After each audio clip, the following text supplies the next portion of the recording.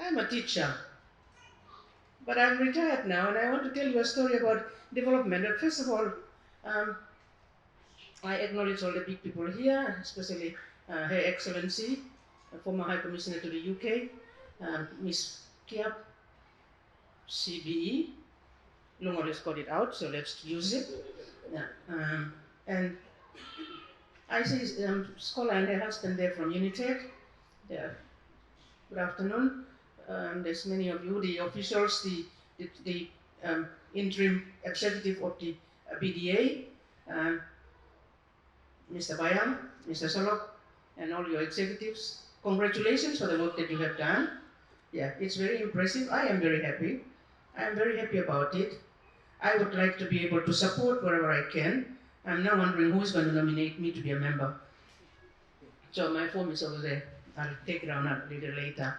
But I want to tell you about my son may not be given the opportunity to talk, so let me talk for him. This is my chance to talk on his behalf. In Baluan, as you know, the women don't talk. It's the men who talk. So now I have the opportunity. In development, he has started an initiative which needs to be supported. You all have heard of Felix. Felix Posapat. Felix Posapat is my son. My younger sister gave birth to him. But I'm the one who educated him. I pulled him out of Ecom Primary School, Ecom High School, and brought him to Port Moresby and told him, you are not going back to Manus until you graduate from university.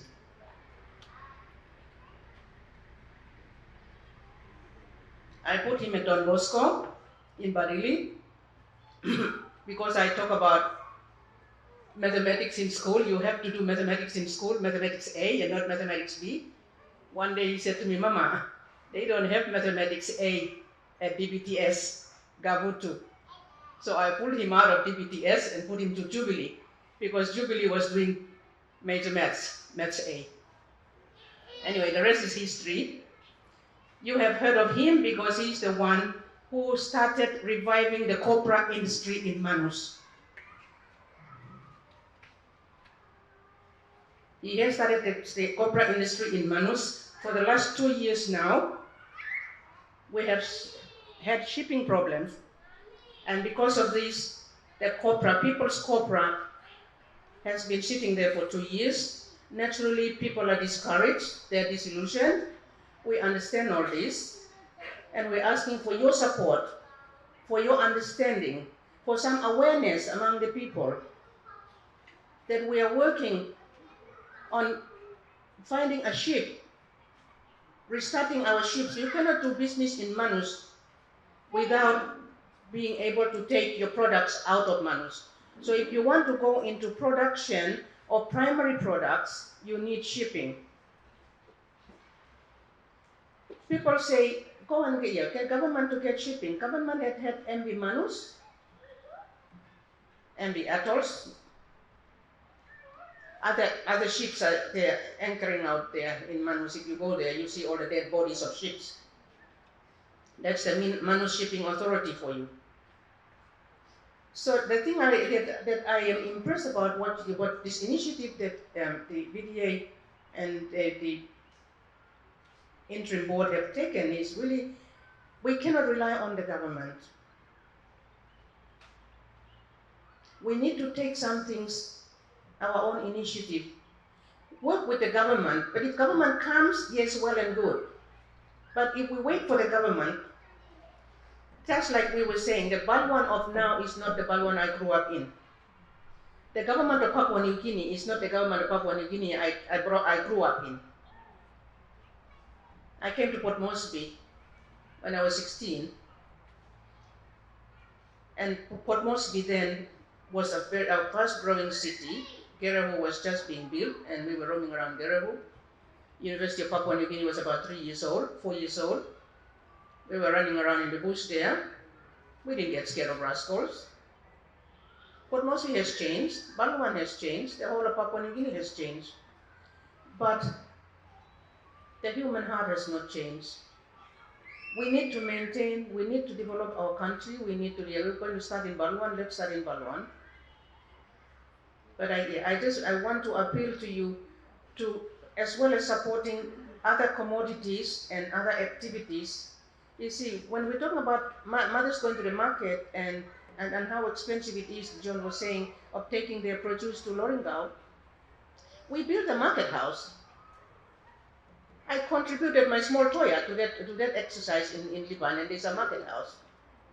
And mothers should be selling things there, but they don't have the money. People can go there and buy food, but they don't have the money.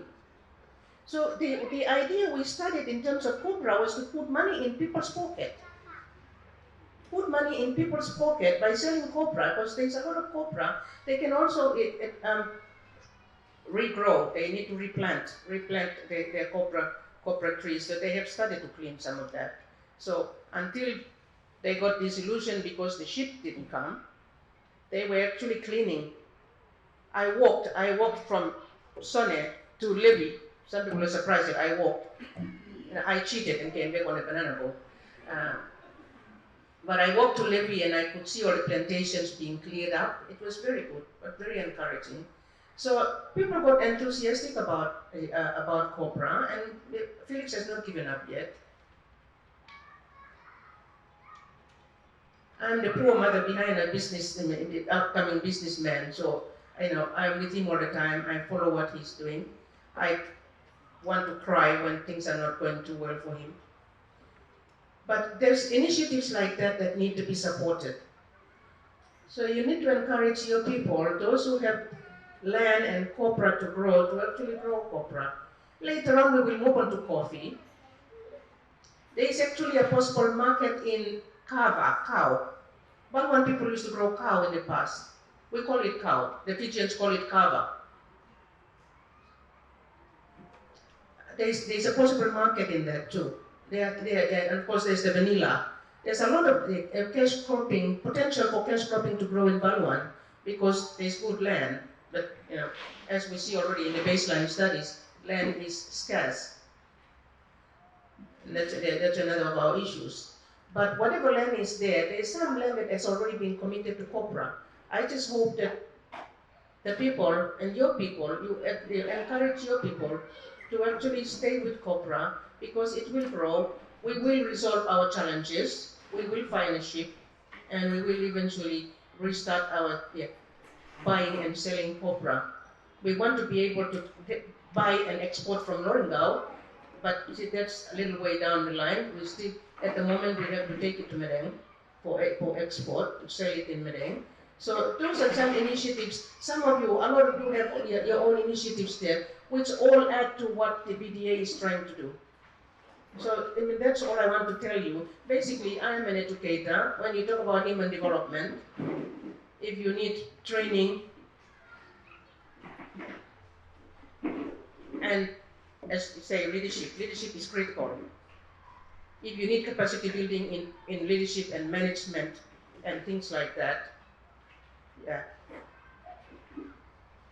I just lost getting a fortnight, but my brain is still working. I can still teach leadership and management. Thank you.